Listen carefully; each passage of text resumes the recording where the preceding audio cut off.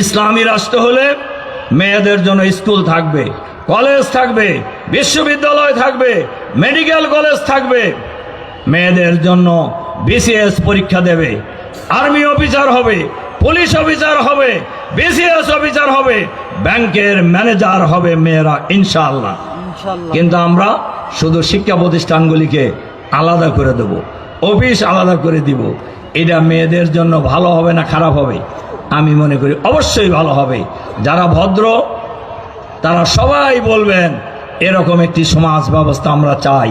আপনাদের বলার উদ্দেশ্য হলো এই শ্যামনগরের সকল মা বোনদের কাছে এই মেসেজ আপনারা পৌঁছে দেবেন যে ইসলাম প্রতিষ্ঠিত হলে এই শ্যামনগরে জামাত ইসলামীর প্রার্থী যদি এমপি হয়, মেয়েরা তাদের মর্যাদা একে একে বুঝে পাবে ইনশাআল্লাহ। আর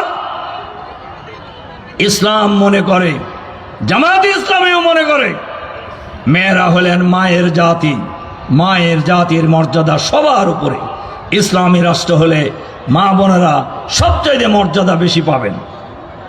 আপনারা নিশ্চয়ই অমুসলিমদের মধ্যেও কাজের জন্য যাবেন। এখানেও আমি পরিষ্কারভাবে বলে যেতে চাই, একজন ইসলামী রাষ্ট্র হলে একজন অমুসলিম, একজন মুসলমান যে নাগরিক সুবিধা পাবে, একজন অমুসলিমও সেই নাগরিক সুবিধা পাবে।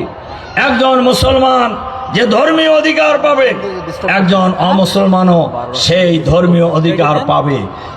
আর সমাজে ইনসাফ কায়েম হবে, নৈরাজ্য বন্ধ হবে।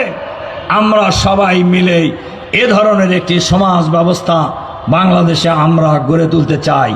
এজন্য আমার সম্মানিত শ্রদ্ধেয় মা বোনদের কাছে যে আহ্বান জানিয়ে আমার বক্তব্য শেষ করতে চাই, এই শ্যামনগরের প্রতিটি ঘরে ঘরে ইসলামের সুমহান আদর্শের দাওয়াত, জামাতের 3 দফা দাবি, 4 দফা কর্মসূচি নিয়ে আমরা প্রত্যেকে মহিলা ভাই বোনদের কাছে আমরা যাওয়ার জন্য চেষ্টা করব ইনশাআল্লাহ।